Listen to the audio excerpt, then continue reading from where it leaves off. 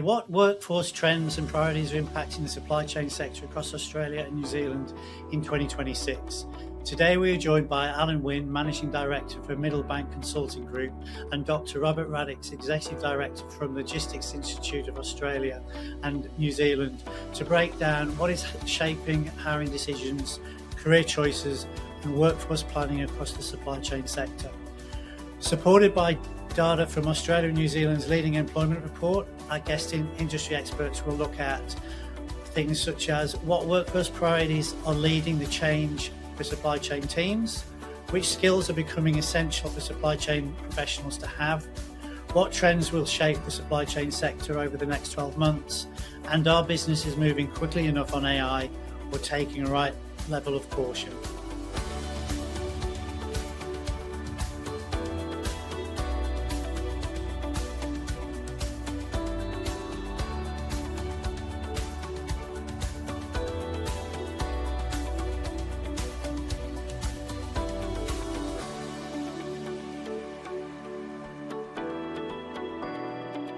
Hello and welcome to People and Frog Recruitment's 2026 Supply Chain Market Analysis.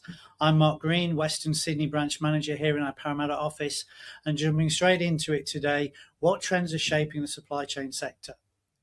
Based on the latest data from the 2026 Employment and Salary Trend Report, let's quickly set the scene for the supply chain market. Heading into 2026, supply chain teams are still operating under real workforce pressure. Last year, turnover was relatively steady for many employers, but the stability did not remove the underlying challenges around retention, workload, and experienced talent. This year, the outlook remains cautious. We are still seeing continued movement across the workforce rather than a fully settled market. Hiring is being driven mainly by replacement needs, but is also being driven by business expansion, organizational transformation, and seasonal demand. That tells us the pressure is coming from several directions at once. Businesses are trying to keep operations moving. They are managing peak periods, responding to change, and filling critical gaps without adding too much strain to their existing teams. Demand is strongest across demand and supply, procurement, warehousing, operations, and production. These are core functions that sit close to delivery, service levels, and business continuity. So when hiring is delayed, operational pressures can build quickly. Another clear theme is under-resourcing. Many supply chain teams are still carrying more than they should. That means retention has become just as important as recruitment.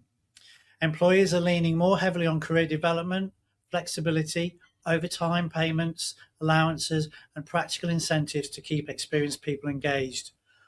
Overall, this is a cautious but active supply chain market. Stability is improving, but the pressure on teams has not disappeared. So from shifting candidate expectations to growing demand for specialist skills, employers are navigating big changes in 2026.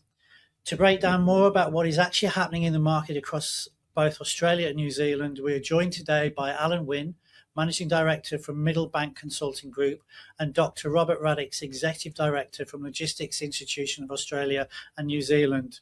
Thank you both for joining us today. I'll start first with you, Alan. Okay, so at the end of 2025, as our report says, professionals in the supply chain management space were stating they expected the market to remain under pressure with continued movement rather than a fully settled workforce.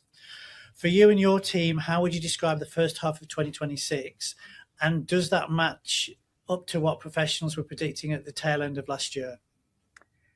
Thanks, Mark. I think that the prediction has proven to be actually remarkably accurate. From both an Australian and New Zealand perspective, the market hasn't really settled. It has simply entered a different phase of evolution. If we look back over the past 5 or 6 years, supply chains have experienced successive waves of disruption from COVID-19, geopolitical tensions, inflationary pressures, changing trade patterns, and more recently, rapid advances in digital technologies and AI.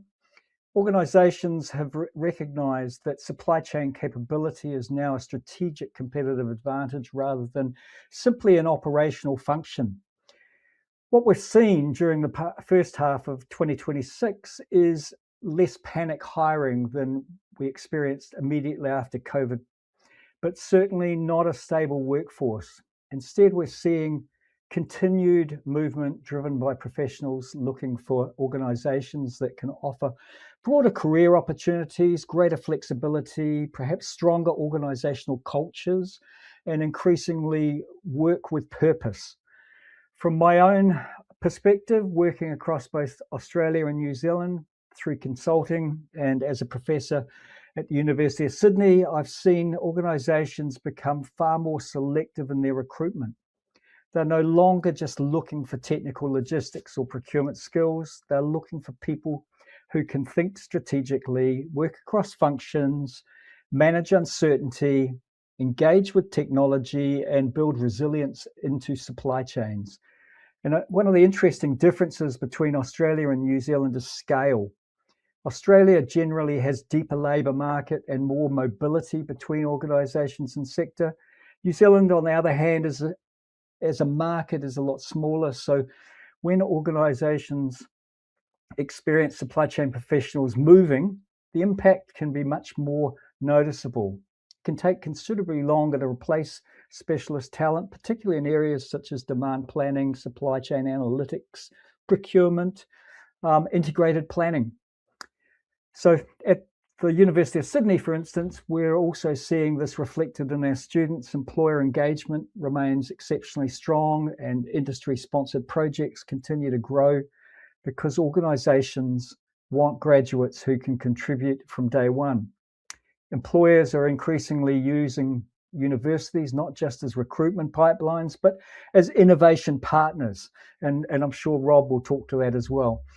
Perhaps the biggest challenge or biggest change I've observed is that employers are placing far greater emphasis on adaptability than they were even 2 or 3 years ago. Technical skills remain important, but they're becoming easier to teach than qualities such as curiosity, resilience, collaboration, and systems thinking. So yes, I think the prediction was correct. The workforce hasn't settled. It has matured. Movement continues, but the reasons people are moving have changed. Today, it's less about simply changing jobs for higher salaries and more about finding organizations that invest in people, technology, learning, and long-term career development. Those organizations are proving much more successful at attracting and retaining such talent, I'd suggest. Okay, thanks, Alan. So what would you say has been the biggest shift you've seen in what businesses are needing from their supply chain management teams this year? Yeah, great question. I think the biggest shift has been the recognition that supply chain professionals are no longer expected to simply manage the flow of goods. They're expected to help shape business strategy. 5 or 10 years ago, success was often measured by whether products arrived and on time, inventory was under control, costs were minimized. Those fundamentals remain important, but today businesses are asking much broader questions. How do we build resilience? How do we manage uncertainty? How do we use technology and AI to make better decisions? How do we balance cost with sustainability and customer expectations? That requires a very different capability from a supply chain team. So across both Australia and New Zealand, I'm seeing organisations place greater value on people who can interpret data, communicate with senior leadership, collaborate across finance, sales, operations, and procurement, and make informed decisions in increasingly complex environments. AI and digital technologies are accelerating this change. Rather than replacing supply chain professionals, they're changing the nature of the work. Routine planning and reporting are becoming increasingly automated, while a human role is shifting toward interpreting insights, managing exceptions, evaluating risk, and making strategic decisions. In other words, technology is enhancing the role, not diminishing it. Another significant shift is that supply chain is now central to organizational resilience. boards and executive teams are asking supply chain leaders questions that would once have been directed only to finance operations. They want confidence that the organization can respond quickly to disruptions, whether those arrive from geopolitical events that we've seen recently, climate-related impacts. Again, in New Zealand, we've seen that impact, cyber threats, changing customer demand, or supplier issues. There is also a stronger focus on sustainability and the circular economy. Organizations are increasingly looking beyond traditional measures like cost and service to consider emissions, ethical sourcing, waste reduction, resource efficiency, and broader social impact. Customers, investors, and regulators are all driving higher expectations in these areas. And so from an education perspective, this is exactly what we're seeing in our capstone projects at the University of Sydney, for instance. Industry partners are bringing us challenges that combine logistics, data analytics, AI, sustainability, resilience, and business transformation.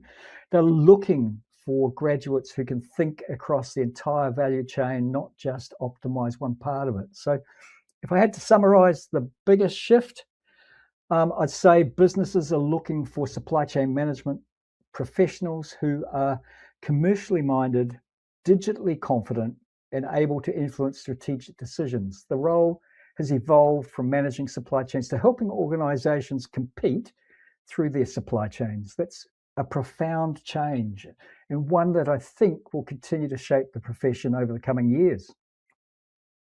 Our report shows that the top skills reported as most frequently needed in the age of AI include supply chain optimization at 47%, process automation at 45%, real-time data tracking at 35%, and predictive analytics at 35%. From your perspective, Alan, what skills or capabilities are you seeing as being the most essential for supply chain professionals to stay effective right now?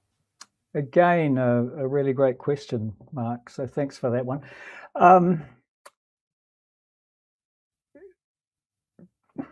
So if I had to answer, or if you'd asked me that 10 years ago, I probably would have said technical skills, inventory management, transport planning, procurement, warehouse operations, forecasting. Those are still important because they are the foundation of the profession, but today they're no longer enough on their own.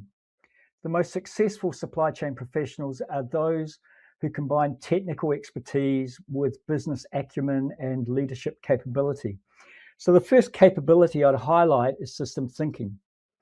Supply chains don't operate in isolation. Every decision affects customers, suppliers, finance, sustainability, manufacturing, and even brand reputation. Professionals need to understand the entire value chain, not just the function they work in. Secondly, data literacy and digital confidence have become essential. You don't necessarily have to be a data scientist, but you do need to be comfortable interpreting data, understanding predictive analytics, and increasingly working alongside AI-enabled decision support tools. AI itself isn't replacing supply chain professionals. It is making good professionals even more effective by allowing them to focus on judgment rather than routine analysis. So the third capability is adaptability. The pace of change is extraordinary. Whether it's geopolitical uncertainty, climate-related disruption, we've talked about these things already, changing customer expectations or new technology, supply chain professionals must be comfortable operating in environments where the answers aren't always obvious. Communication is another skill that has become critically important. Supply chain leaders today spend as much time influencing people as they do managing processes. They need to explain complex issues to executives, collaborate with suppliers, work alongside finance and sales teams, and build trusted relationships across the organization. I'd also add commercial awareness. Every supply chain decision has financial implications. The best professionals understand not only service and operational performance, but also profitability, cash flow, working capital, customer value, and risk. They understand that supply chain decisions are ultimately business decisions. And finally, perhaps, this is one that's becoming increasingly important. We need ethical leadership and sustainability thinking. Organizations are under growing pressure to reduce emissions, improve transparency, source responsibly, and contribute positively to society. Future supply chain leaders need to balance efficiency with resilience, profitability with sustainability, and shareholder value with broader stakeholder expectations. So from my perspective, again, using the University of Sydney as an example, this is exactly why our industry capstone projects are so valuable. Students don't just solve logistics problems, they work directly with organizations on complex real-world challenges that require technical knowledge, teamwork, critical thinking, communication, and leadership. Those experiences prepare them for the realities of today's profession. So if I was advising someone in entering the profession today, I'd say build a strong technical foundation, but don't stop there. Develop your commercial understanding, embrace technology, strengthen your communication skills, and learn to think strategically across the entire value chain. Those are the capabilities that will distinguish the next generation of supply chain leaders, I'd suggest. Thanks, Alan. There's some good things to think about there.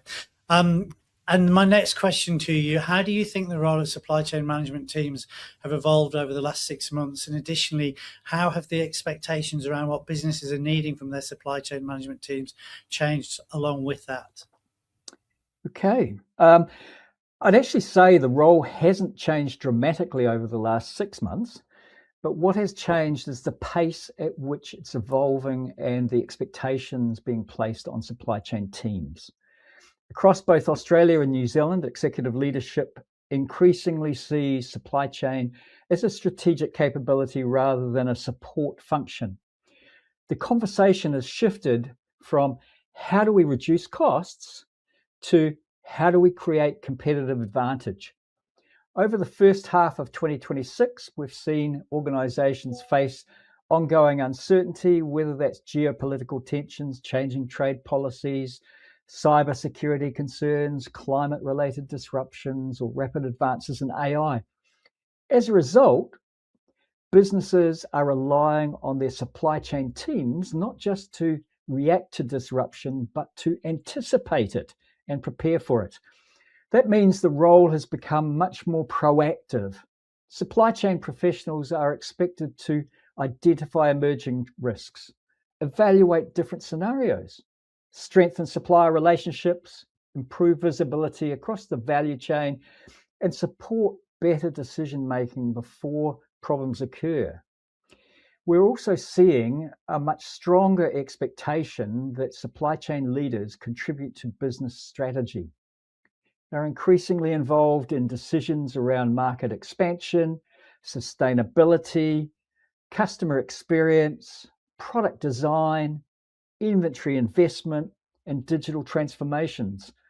In many organizations, supply chain now has a seat around the executive table or board table because leaders recognize that it influences almost every aspect of business performance. Technology has also accelerated expectations. AI, advanced analytics, and digital platforms are giving organizations access to more information than ever before. The challenge is no longer collecting data, it's turning that data into meaningful insights and taking action. Businesses are looking to supply chain teams to provide that insight and guide strategic decisions. Another noticeable shift is the move from managing individual functions to orchestrating the entire value chain. Traditionally, procurement, logistics, planning, and customer services often operated independently. Today, organizations are looking for much greater integration from suppliers through to customers, because that's where resilience, efficiency, and innovation are created. One area that's particularly noticeable in New Zealand is resilience. Given our geographic location and relatively small market, organisations have become very conscious of supply continuity and supplier diversity. In Australia, while scale provides more options, businesses are equally focused on building flexibility and responding quickly to changing market conditions. Perhaps the most significant change is that success is no longer measured solely by cost reduction or service levels. Businesses are now balancing multiple objectives: resilience, sustainability, customer experience, innovation, risk management, and financial performance. That's a much broader and more complex role than supply chain teams were expected to play just a few years ago. So from my consulting work and through the industry projects we supervise at University of Sydney, we're seeing organisations bring exactly these kind of challenges to us. They're asking students and professionals alike to solve problems that span technology, sustainability, strategy, and organisational change, not simply transport or inventory optimization. So I think the evolution over the past 6 months reflects a broader trend. Supply chain has become one of the key drivers of organisational success. The expectation today isn't simply to move products efficiently, it's to help the businesses become more resilient, more competitive, and better prepared, whatever that comes next, basically. Thanks, Alan. And another question for you. Across the supply chain sector, how many teams are experiencing continued pressure around service delivery, workforce capability, and changing expectations? So looking ahead to the next 12 months, what trends or challenges do you think will be having the most impact on your team and the supply chain landscape? Okay, so I think there are 5 major trends that will shape supply chain management over the next 12 to 18 months. And interestingly, none of them are really new. They're all accelerating. So the first is the geopolitical uncertainty and supply chain resilience. Whether it's changing trade policies, regional conflicts, sanctions, thanks Uncle Donald, or shifting international alliances, organizations are recognizing that global supply chains will remain volatile. Rather than assuming stability, businesses are designing networks that can adapt quickly. We're seeing greater supplier diversification, regional sourcing where appropriate, and more emphasis on building resilience rather than simply low-cost supply chains. Secondly, sustainability in the circular economy will continue to move from aspiration to expectation. Customers, investors, and regulators increasingly expect organizations to understand the environmental and social impacts of their supply chains. That means thinking beyond emissions to include responsible sourcing, waste reduction, product life extension, resource recovery, and ethical labor practices. Increasingly, sustainability is becoming a driver of innovation and competitive advantage, not just a compliance requirement. The third trend is talent and capability development. Technology will continue to evolve rapidly, but organizations are recognizing that people remain their greatest competitive advantage. The challenge isn't simply attracting talent, it's developing adaptable, commercially aware professionals who can lead through uncertainty. Lifelong learning and continuous upskilling will become essential for everyone working in supply chain management. The fourth trend I see is greater end-to-end collaboration. Organizations are moving away from optimizing individual functions towards optimizing the entire value chain. That means closer partnerships with suppliers, customers, logistics providers, government agencies, and even competitors in some sectors. Collaboration is increasingly becoming a strategic capability because no organization can build resilience on its own. And finally, I think customer expectations will continue to reshape supply chains. Customers expect greater speed, visibility, reliability, and flexibility than ever before. Whether they're consumers or businesses, they want accurate information, sustainable practices, and responsive service. So supply chains will increasingly be judged not only on efficiency, but on the overall customer experience they enable. From an Australian and New Zealand perspective, there's also an important regional dimension. Both countries are relatively remote trading nations. So investment in infrastructure, freight networks, ports, aviation, and skills development will remain critical. At the same time, we have significant opportunities to strengthen our resilience through closer regional collaboration across the Asia Pacific region. One trend that I'd particularly emphasize is that the profession itself is becoming more strategic. Supply chain leaders are increasingly contributing to decisions around growth, investment, sustainability, and organizational resilience. That shift will continue well into 2027. So if I had to summarize the future in one sentence, I'd say something like the organizations that succeed won't necessarily have the cheapest supply chains. They'll have the most resilient, collaborative, and adaptive ones. In an increasingly uncertain world, resilience has become a source of competitive advantage. Thanks, Alan. Thank you for those insights. I'd like to bring in our second guest for today's update, Dr. Robert Radics, the Executive Director for Logistics Institute, Australia and New Zealand. Rob, thanks for joining us today. So my questions to you, well, I guess my first question, for you and your team, how would you describe the first half of 2026? And does that match up to what professionals were predicting at the tail end of last year? So first of all, I kept nodding while Alan was speaking because his words are gold and hard to add anything. I think the key that uncertainty is with us. So we expected a dramatic recovery after issues, after COVID, after tariff war, after Iran war, but there is no dramatic recovery. So uncertainty with us. Everyone started to focus on supply chain resilience and not simply operational savings or cost reduction. Therefore, we continuously monitor what's happening. We provide dashboard reports. We support the industry with live data. And this is a big change. So for my team, new capabilities needed, collaboration, soft skills and hard skills together, as Alan mentioned before.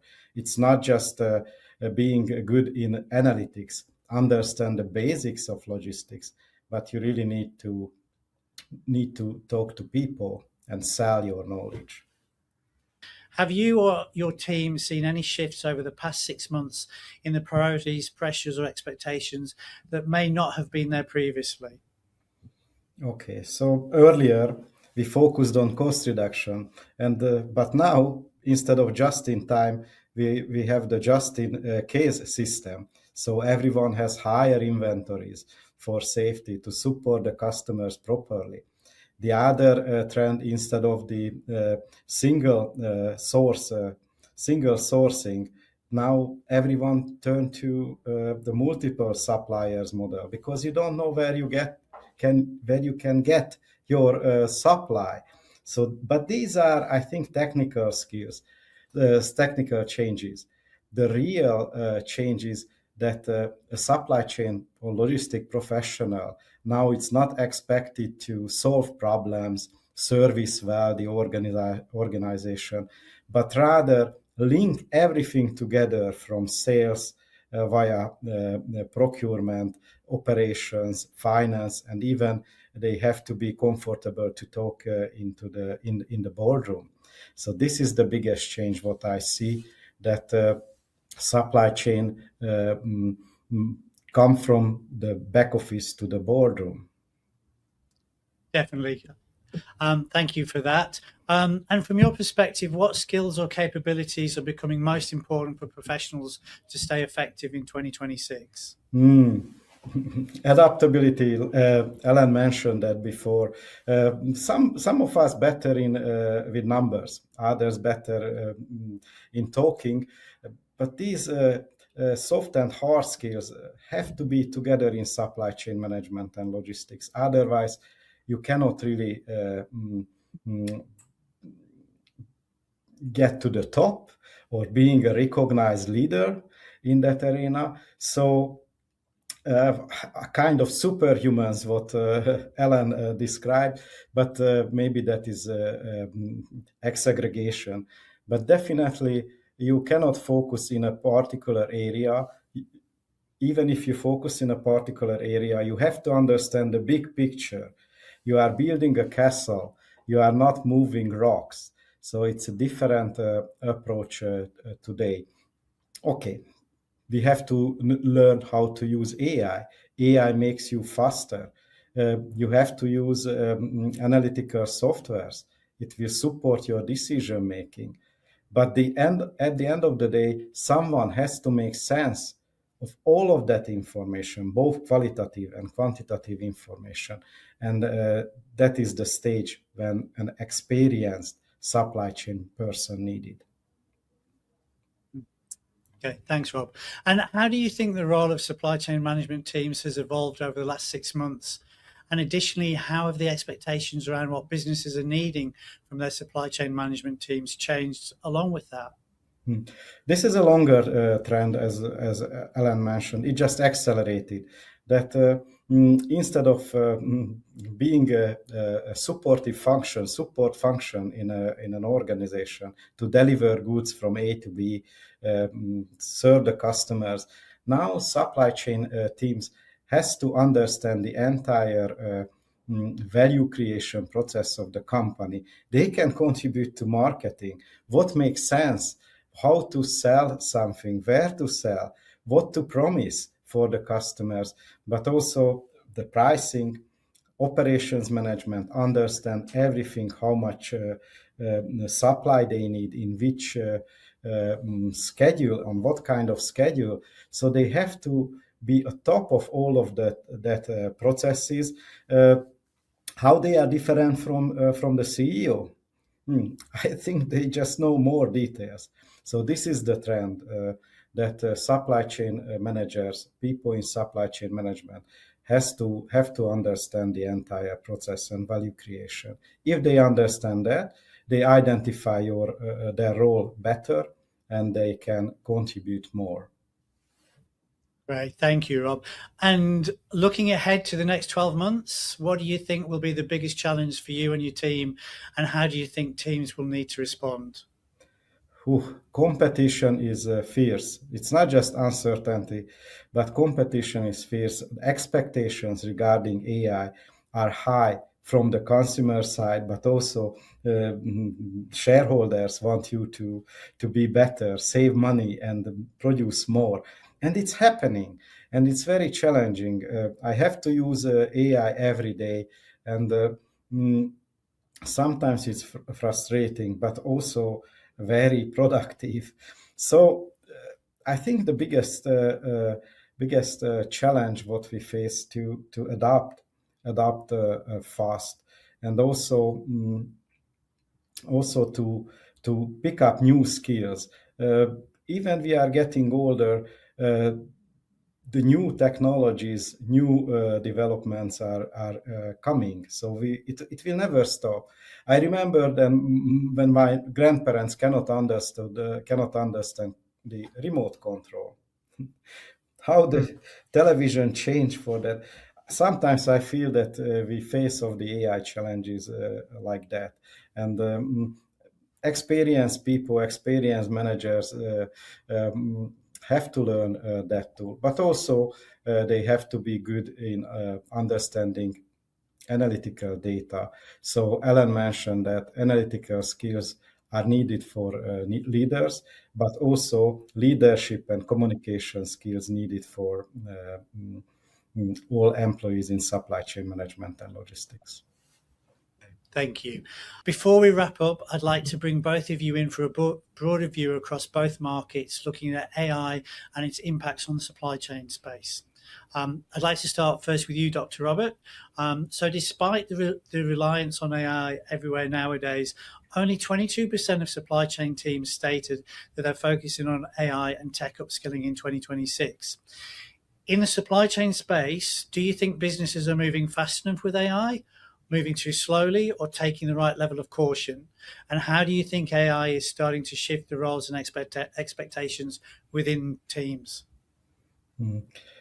Businesses follow a sensible approach because we don't know how it will pan out exactly. It's a revolution, but you don't know how to get the most out of it. As I mentioned before, expectations are high, but you cannot deploy AI just for the sake of applying a new technology because it's fancy, or someone on the board in the boardroom ask you to do that. It should deliver something. It should solve a problem. And I think what companies do when they see that there is a problem what AI can solve, they apply AI and very rapidly apply AI in these areas. Where they cannot see that advantage, they are waiting and see what's happening around. Big companies like SAP or Oracle, they are already scared because of this revolution, AI revolution, and many jobs will be affected. Hopefully, we will come out with a higher productivity and better life quality. Just happened in the case of industrial revolution. We will see soon. And what about from your perspective, Alan? Are you seeing similar patterns in how businesses are approaching AI, and how is that beginning to shift expectations within teams? So my answer may seem a little contradictory. I actually think the honest answer to your original question of are businesses moving fast enough, moving too slowly, or taking the right level of caution, I actually think the answer is all three. And it depends on the organization. So across Australia and New Zealand, we're seeing a very mixed picture. Some organizations are moving extremely quickly, piloting AI across demand forecasting, inventory optimization, transport planning, procurement, customer service. Others are taking a much more cautious approach, while many are still trying to understand where AI can genuinely add value. Personally, I don't think the question is whether businesses are moving fast enough. I think it's the more important question is whether they're moving intelligently. We've seen this before with technologies like ERP systems, big data, blockchain. The organizations that achieved the greatest success weren't necessarily the first adopters. They were the ones that clearly understood the business problem they were trying to solve. AI is exactly the same. The greatest risk isn't moving too slowly, it's implementing AI because it's fashionable rather than because it solves a genuine business challenge. So supply chains generate enormous amounts of data every day. AI can help us identify patterns, improve forecasting, optimize inventory, detect disruptions earlier, and support better decision making. Those are tremendous opportunities. But AI also depends on good data, sound governance, and experienced people who understand the context behind the recommendations. If the underlying data is poor or the business processes aren't well designed, AI will simply produce poor decisions more quickly. That's why I often say that AI doesn't replace supply chain expertise, it amplifies it. Good professionals become more effective because AI removes much of the routine analysis, allowing them to focus on judgment, relationships, innovation, strategic thinking. Conversely, if an organization lacks capabilities, AI won't solve that problem. I also think that there's a difference between Australia and New Zealand. Larger Australian organizations often have greater resources to invest in AI, experimentation and specialist capability. New Zealand organizations, particularly given that we're a lot of essentially small to medium-sized enterprises, tend to be more selective and pragmatic, looking for proven applications with a clear return on investment before committing significant resources. So given the structure of New Zealand economy, that's often an entirely sensible approach. And so one point I'd emphasize is that the biggest barrier isn't the technology itself, it's organizational readiness. Successful AI adoption requires leadership, commitment, skilled people, good quality data, strong governance, and a culture that's willing to embrace change. Technology is only one part of the equation. So looking ahead, I don't think the competitive advantage will come from simply having AI. AI will become increasingly accessible to everyone. The advantage will come from how effectively organizations integrate AI with talented people, robust processes, and strong leadership. That's where the real value will be created. Big thank you to both of you for your time today and for giving us some incredible insights into this market. If anybody watching today is wanting to reach out to get in touch with either Alan Wynne and MiddleBank Consulting Group or Dr. Robert Radics and Logistics Institute of Australia and New Zealand, you can visit the comments for all of their information below. Alan and Dr. Robert, thank you once again. Just a reminder that all the insights shared today are based off our 2026 Employment and Salary Trends Report. If you'd like a deeper dive into salaries, benefits and workplace trends across your market, you can request a copy today by scanning the QR code on screen now or clicking the link in the comments below. Lastly, whether you're looking to grow your career or build your team with the right talent, the People to People Group can help. As an award-winning recruitment agency, we operate across Australia, with specialist teams in every major market. Across the ditch in New Zealand, we've proudly recruited for over 24 years through Frog Recruitment, with offices in both Auckland and Wellington. Contact details are on the screen now, or see the links in the comments to reach out to one of the teams today. And if you're looking for help with your recruitment here in Parramatta, New South Wales, please reach out to myself, Mark Green, on the details in the comments as well. Thank you very much for joining us today for our 2026 Supply Chain Market Update, and see you next time.